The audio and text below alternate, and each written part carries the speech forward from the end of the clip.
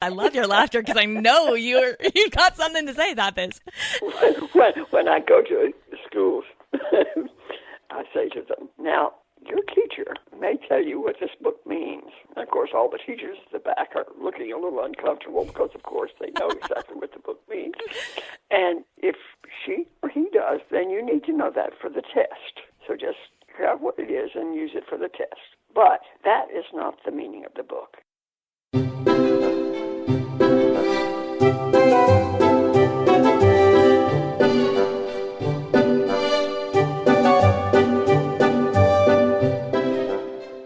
You're listening to the Read-Aloud Revival podcast.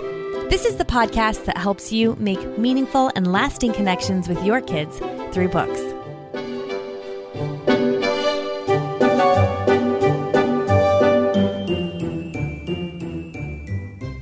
Hello, Sarah Mackenzie here. You've got episode 81 of the Read-Aloud Revival. Okay, this is an episode I have been waiting for. I have to tell you that I got to talk to somebody who is one of my heroes, and the reason why is because she has written some of the most exquisite essays and pieces on reading and writing for children. When it comes to somebody who really understands the spirit of a child and the heart of a child and what a child gets from reading stories and encounters when they read stories, it's Katherine Paterson. I have a copy of her book here called A Sense of Wonder, and it is dog-eared to the max. Now, there's some bad news and some good news. The bad news is her collections of essays are out of print. The good news is you're going to get some goodness today on the podcast, and I can't wait to share it with you. Before we dive in, I want to remind you that if you have not gotten the Read-Aloud Revival book list, you definitely want it. Over 70,000 families trust the Read-Aloud Revival book list. This is the best place you can go to find out what to read next with your kids and make sure it's a win. Get it for free at rarbooklist.com. That's rarbooklist.com.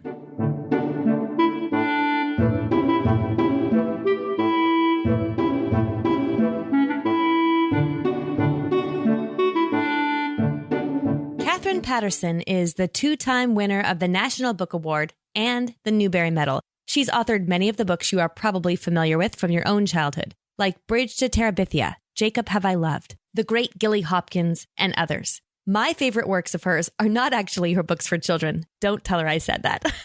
My favorite works of hers are her essays, where she shares her thoughts on reading and writing books for children. Unfortunately, those essays of Miss Paterson's are out of print. You can still find used copies. You want to look for titles like A Sense of Wonder, The Invisible Child, and Gates of Excellence. I have high hopes that Penguin will decide to reprint Invisible Child. Maybe, if enough of us make noise, they will.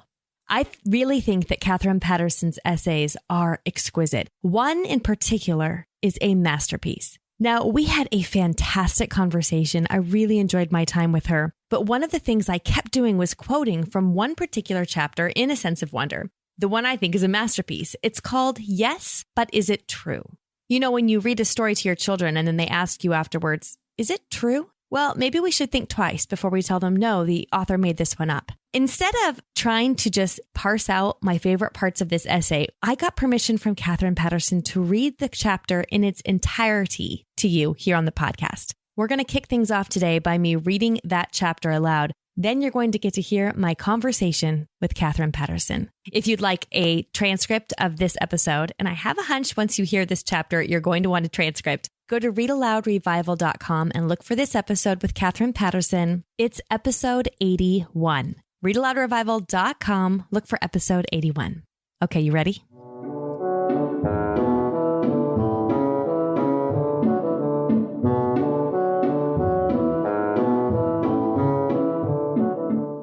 Yes, But Is It True? By Katherine Paterson. A friend sent me recently a Miss Peach cartoon strip. At the left is a huge hand-lettered sign that says, Arthur answers the eternal questions, with a large arrow pointing toward Arthur, who is being questioned by a ponytailed seeker of wisdom. Arthur, she asks, is there anything worthwhile in life but truth and beauty? Yes, he replies, there is love. Also Chinese food. I do not need to tell you that the reason my friend sent me this cartoon is unrelated to my devotion to truth, beauty, and love. I am, in fact, distinctly uncomfortable in the face of eternal questions. Yet there is one eternal question which I, as a writer of fiction for children and young people, am often asked by children and never asked by adults. Is it true? The child asks.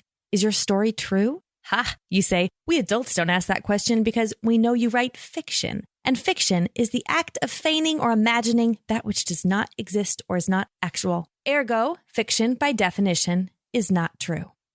I'm being unfair. Some of you are wiser than that. And although you may never voice the question to the writer, you will come to one of my novels or to anyone's novel with that same question. Is it true? And my answer for you is the same answer that I give the child who asks. I hope so. I meant for it to be true. I tried hard to make it so. I am a graduate of a small Presbyterian college. We had a college president who was a brilliant man full of aphorisms for every occasion. One of Dr. Liston's aphorisms has stuck with me through the years. It is this: when the Greeks decided to get practical, they began running restaurants and shining shoes. By which I think he meant that civilization, as well as education, takes a downward spiral when it ceases to ask, what is truth, and concerns itself primarily with what is measurable. In the beginning of all things was God, and in the beginning of human consciousness was the story. In an address to the Royal Society of Literature, Kipling once said that, quote, fiction is truth's elder sister. Obviously, no one in the world knew what truth was till someone had told a story, end quote. For proof of what Kipling says, we need only to look at our own biblical heritage and find that in the beginning, there was the story. Perhaps the more orthodox among us would hesitate to say that it was the story that shaped the truth, but surely it has been the vehicle for the truth for as long as the human race can remember. And such a delightful vehicle.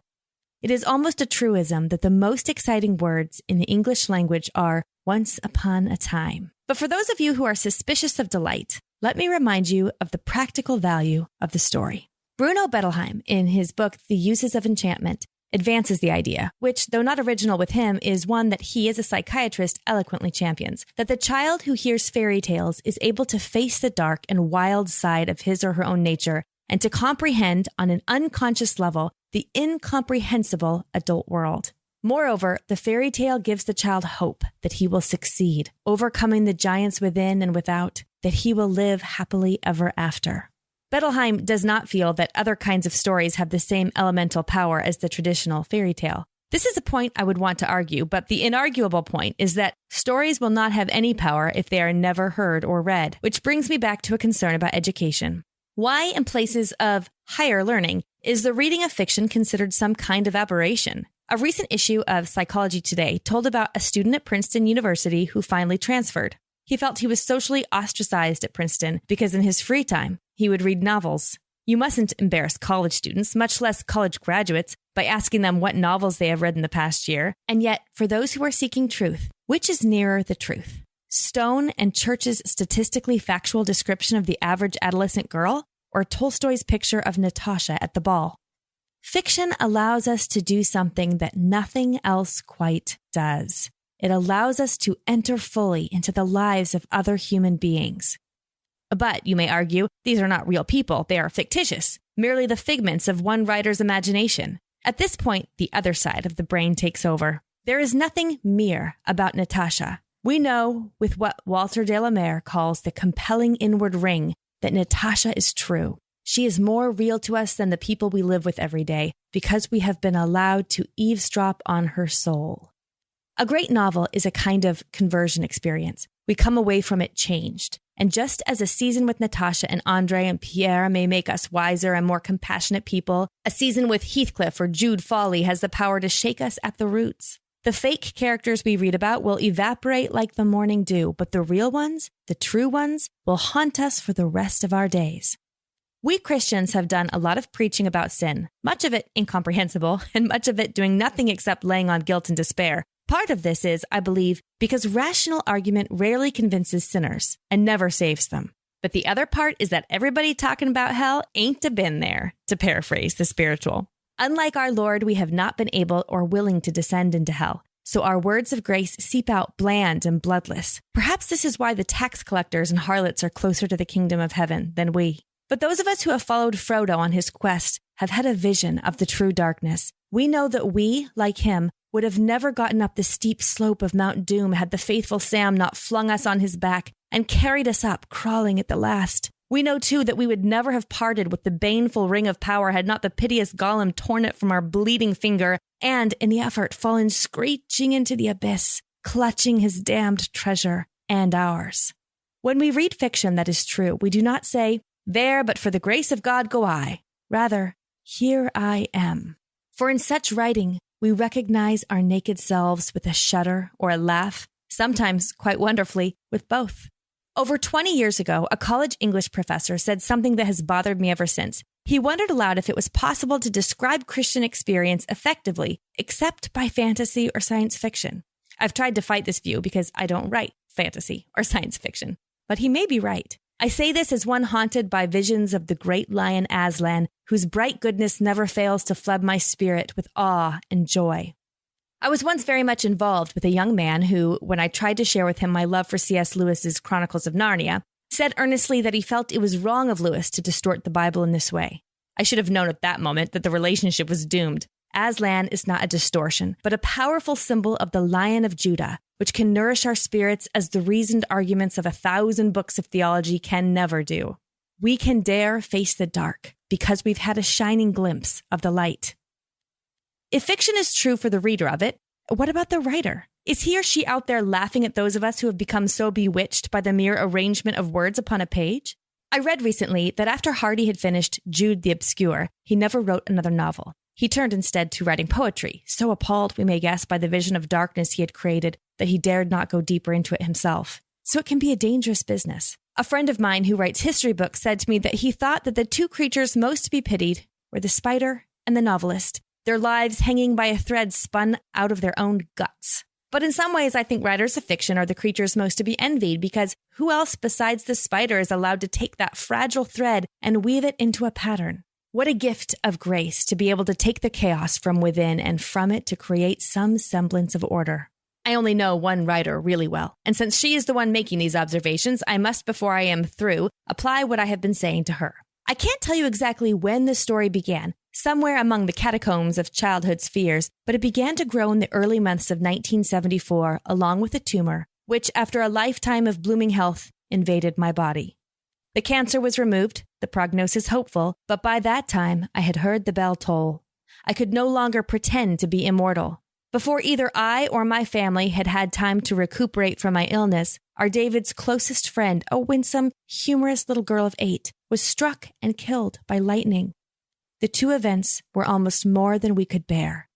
Every time John or I left town, the children were sure we'd never return. I was known to wonder myself.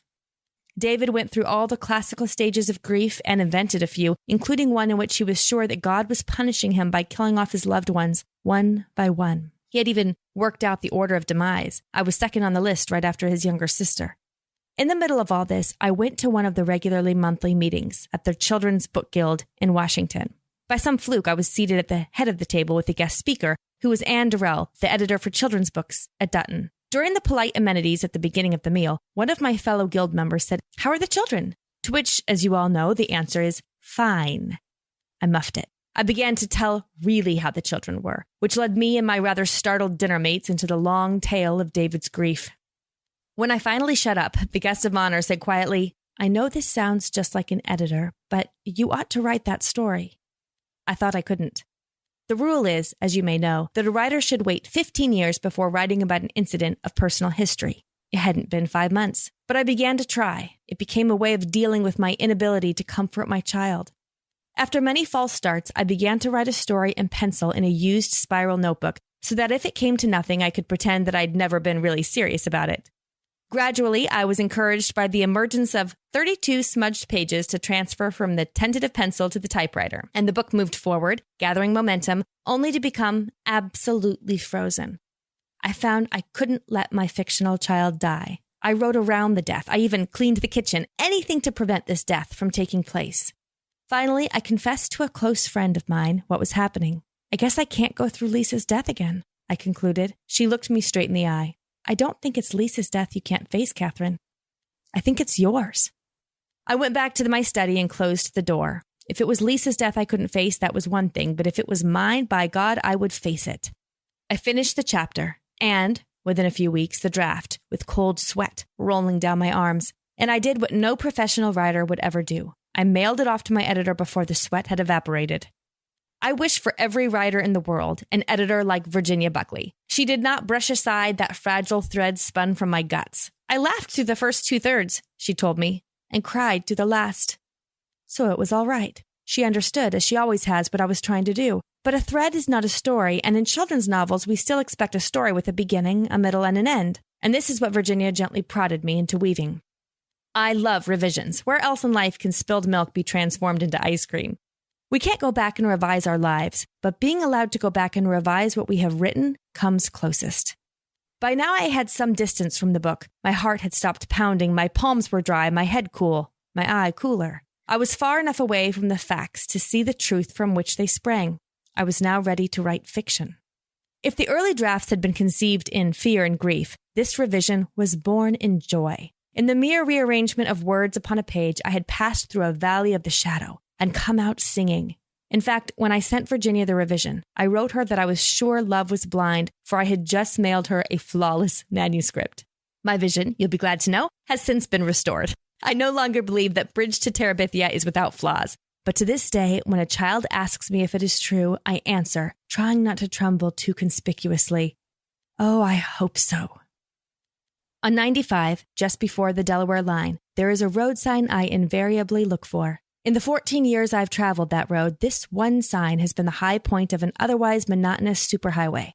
The sign reads, Northeast Rising Sun.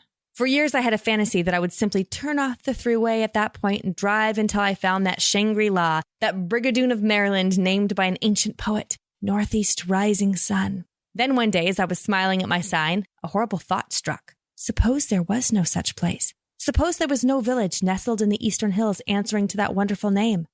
I didn't want to know, but that ubiquitous left side of my brain decided to ferret out the truth. I heard myself asking my husband, quite against my will, if it was possible that Northeast Rising Sun was not actually the name of a town. He was driving and entirely missed the quavering tone, replying very matter-of-factly that he thought it wasn't. Again, I let it lie. After all, husbands aren't always right, even mine. But the demon of brutal realism refused to give up. It drove me at last to a large map of the state and forced me to look in the northeast corner. Alas, as I had suspected, but was so long to loathe to acknowledge, there is no such place on the map as Northeast Rising Sun. There are, rather, two towns, Northeast on the east side of 95 and Rising Sun on the west. My poetic signboard was a fiction. And fiction, though it may be true, is not the truth any more than a signpost is a place. But it can be a signpost. Fiction is not the gospel. But it can be a voice crying in the wilderness. And for the writer and the reader who know grace, it will not be a cry of despair, but a cry of hope. A voice crying in our wilderness, prepare the way of the Lord.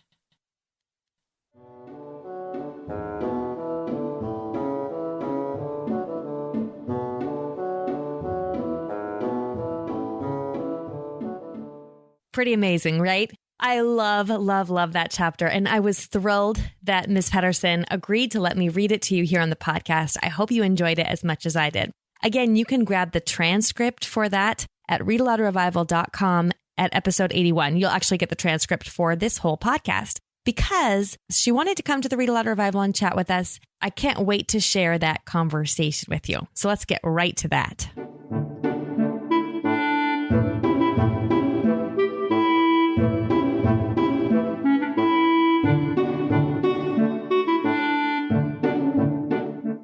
I started my conversation with Ms. Paterson by asking her about how she approaches tackling hard things. So many of Katherine Paterson's books, Jacob Have I Loved, Great Gilly Hopkins, Bridge to Terabithia, Master Puppeteer, Jip, like all of them, basically.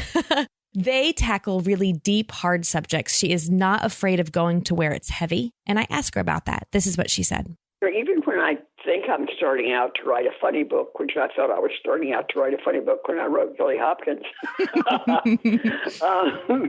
By the time you're reading my books, you're old enough to think about the whole spectrum of the human experience, not just happily ever after. Mm-hmm. And I do get worried when I hear parents bragging about their kid is so smart and reads so well that she's reading Read-Aloud when she's 6 years old or 7 years old. I think, no. You need happily ever after when you're that age. You don't need Read-Aloud. There's an emotional readiness as well as a intellectual readiness, and you need to make sure that your kid is ready emotionally for the death of another child. Your collection of essays, A Sense of Wonder on Reading and Writing Books for Children. My copy is easily the most dog-eared, underlined, book-darted, bookmarked book in my entire house. And I love this. This is straight out of page 68 to 69. And you wrote, the fairy tale gives the child hope that he will succeed, overcoming the giants within and without, that he will live happily ever after. And then you also wrote, fiction allows us to do something nothing else quite does. It allows us to enter fully into the lives of other human beings, to eavesdrop on her soul. I thought, oh my goodness, that's it. One more thing that you wrote is, we can dare to face the dark because we've had a shining glimpse of the light. And that, I thought, that really speaks to the heart of a fairy tale and what that does in the life of a child. It gives them a shining glimpse of the light. I would hope that even in my novels, which are definitely not fairy tales, you would have a glimpse of the light. I don't mean to leave a child hopeless at the end of a book, because I'm not a hopeless person. I'm a person of profound hope. Your hope is not that nothing bad will ever happen, but that somehow you can survive, not only survive, but grow and learn and triumph through the hard things of life. Yeah. I really feel like the best writers, especially writers for children, always leave the reader with this sense of hope. And that's something that it struck me. I had read Bridge to Terabithia as a child, and then reading it as a teen, and then reading it as an adult. What struck me is this. There was such profound sadness. I mean, I'm in bed. I know what's going to happen. I know the storyline. I'm still weeping. And then I close the book at the end, and it's just this sense of hope and light and love and goodness. And I think it takes just a really skilled writer to be able to do that, to be able to sort of span that breadth of emotion in the reader. It's a beautiful gift. As a reader, it's a beautiful gift to be able to have that experience with a writer through a story. So thank you, because of course that's what I want to do. And, you send the book out and it's not yours anymore. It's the reader's book. And so for some readers, that experience of hope does not come through. And that's sad, but the reader gets to choose. And I don't get to choose how readers are going to read or experience a book. And in some ways, it makes when a reader tells me how they experienced the book, it just makes the book richer for me. I would love to know your thoughts on teachers and parents assigning your books and that sort of idea of like, read this book. Yes, I love your laughter because I know you've got something to say about this.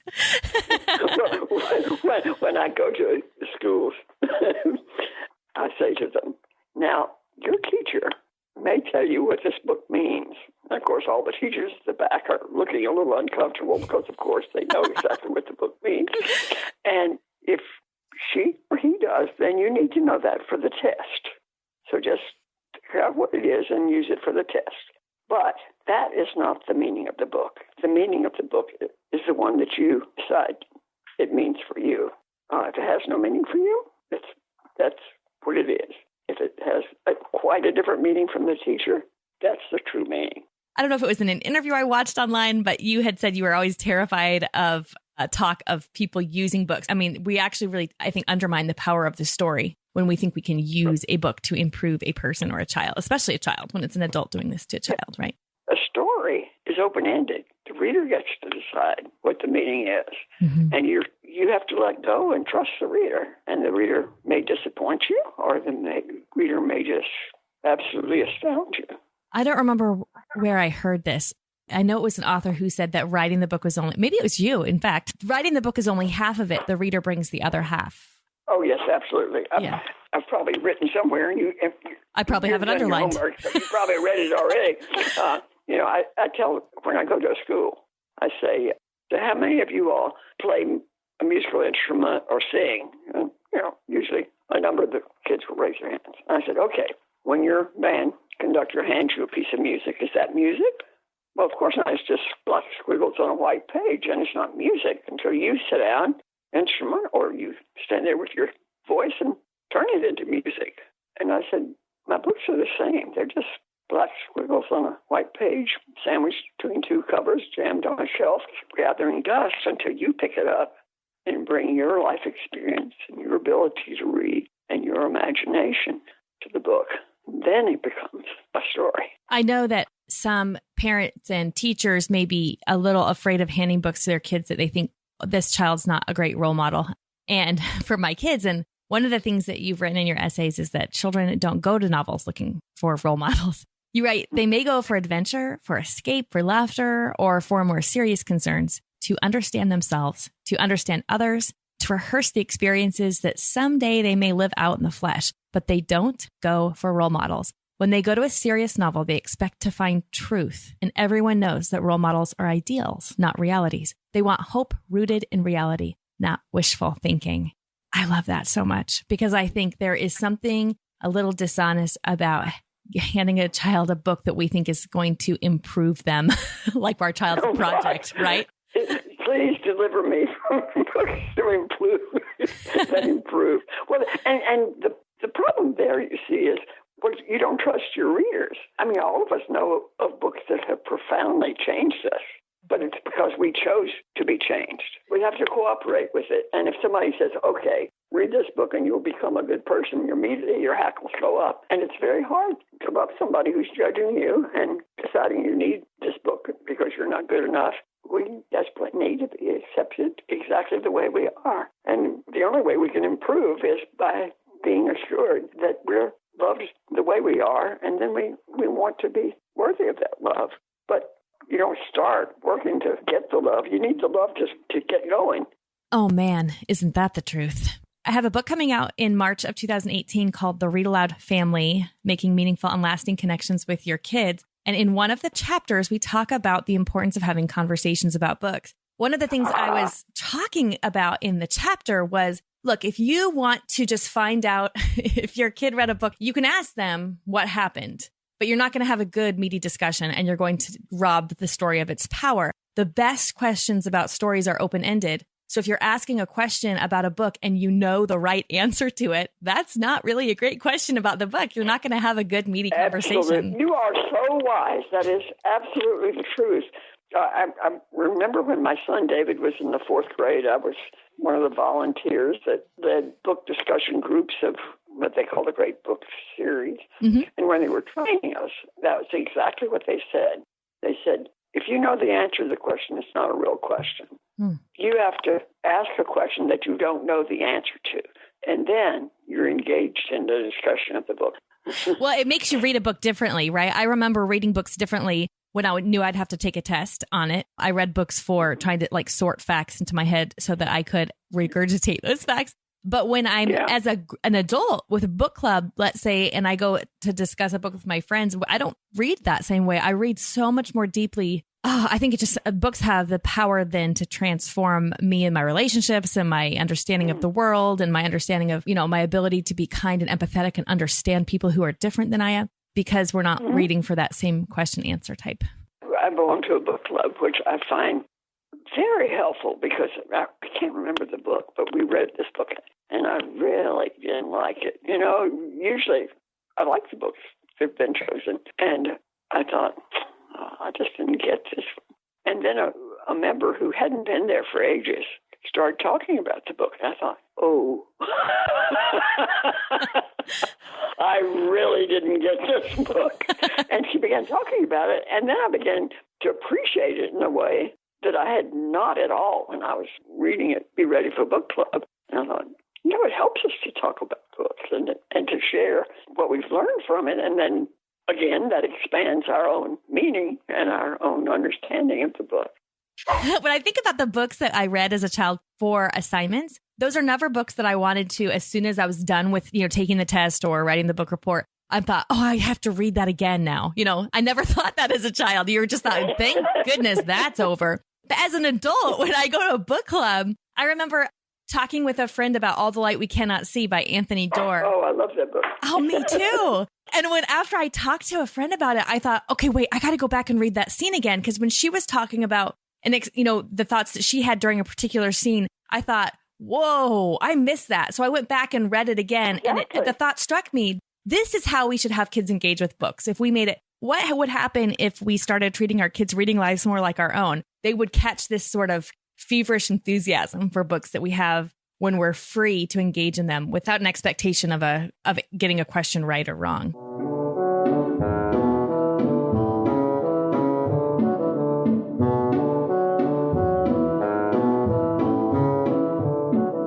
Katherine Paterson recently wrote a new book, My Brigadista Year, put out just last month by Candlewick Press. One of the reasons she came to the Read-Aloud Revival was to tell us about it. In this next part of the podcast, Ms. Paterson is going to talk just a little about My Brigadista Year. And this might be one of the books you'll want to preview before handing to your kids. In fact, I'd recommend that you do read it before handing it to your kids so that you're ready for the questions and conversations that might arise. My Brigadista Year is a historical novel telling the story of a 13-year-old Cuban teenager who volunteers for Fidel Castro's national literacy campaign and travels into the impoverished countryside to teach others how to read. There's nothing inappropriate or graphic in the book that causes me to recommend that you read it first, but it does have some political undertones, and you might want to be prepared for those. I asked Ms. Paterson why she wrote it, and this is what she told me. I wrote it because when I found out, I've been to Cuba a couple of times, and I was about to go to Cuba again, and Mary Leahy, I ran into her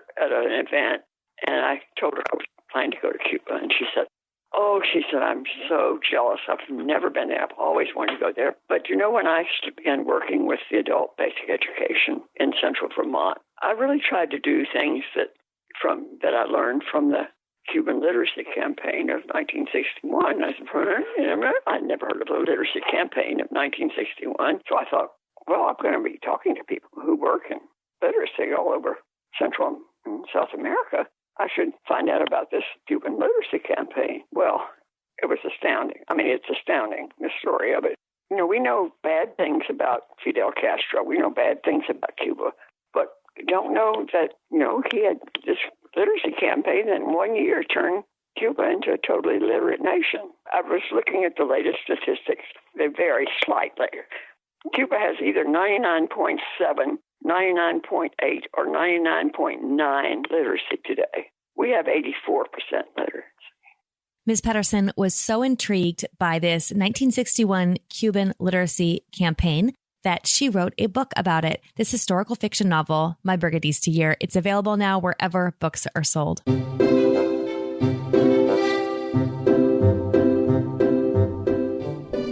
Now it's time for Let the Kids Speak. This is my favorite part of the podcast, where kids tell us about their favorite stories that have been read aloud to them. My name is Mia, and I'm 5 years old, and I live in Georgia. My favorite book is Mrs. Piggle-Wiggle, because there are lots of kids who have lots of bad things that they're doing, and they're just and then Mrs. Piggle-Wiggle tells all their parents what to do for the cures. My favorite cure is the selfish cure, because Dick's mom has to put a lot of stickers on his things, and he's finally like, why do you have to do that to me? Hello, my name is Iona. I am 9 years old, and I live in Nolensville, Tennessee. I have lots of favorite books, but one of them is Little Men by Louisa May Alcott. One of my favorite parts is when Daisy gets her new little kitchen. Then Daisy and Nan have a dinner party and invite some of the boys. And then Tommy steals all the cakes. When the other boys chase him, he throws the cakes at them. It is just so funny. It makes the girls so mad because they made all those cakes, and the boys ruined their dinner party. Hi, my name is Stanley. Yeah, I am 6.5 years old. I live in Utah, and my favorite book is Wings of Fire. Hi, my name's Henry. I'm 9 years old. I live in Utah, and I like Wings of Fire. I like Wings of Fire because every book is from a different dragon's point of view. Hi, my name is Lydia. I'm from Kirkland, Washington. My favorite book is The True Princess. It's by Angela L.O. Hunt. I'm 6. Hi, my name is Anna. I'm 4 years old, and I live in Washington State. And my favorite book is Firebird. He lives for the stop sign. Hi, my name is Iris, and I live in California. My favorite book is Read-Aloud. I liked it because Matthias tried to find the master mail. My age is 7. Hello, my name is Peter. I live in California. My favorite book is Harry Potter because I like Harry Potter and I like witches and wizards. My age is 10. My name is Elisa. I live in California and my favorite book is Gigi. I like Gigi because she thinks that she's all that and that she's the only royal person. I hope you enjoyed this episode with Katherine Paterson. She's such a gem. I had a lot of fun with this episode. Don't forget you can get the transcript for this episode. Go to readaloudrevival.com, look for episode 81, and make sure you grab your book list while you're there. It's a free book list that will make sure that the next book that you choose to read aloud with your kids is a win. You can get that at readaloudrevival.com as well, or just head straight to rarbooklist.com. I'll be back next week with another great interview with a special guest. But for now, go make meaningful and lasting connections with your kids through books. Thanks for listening.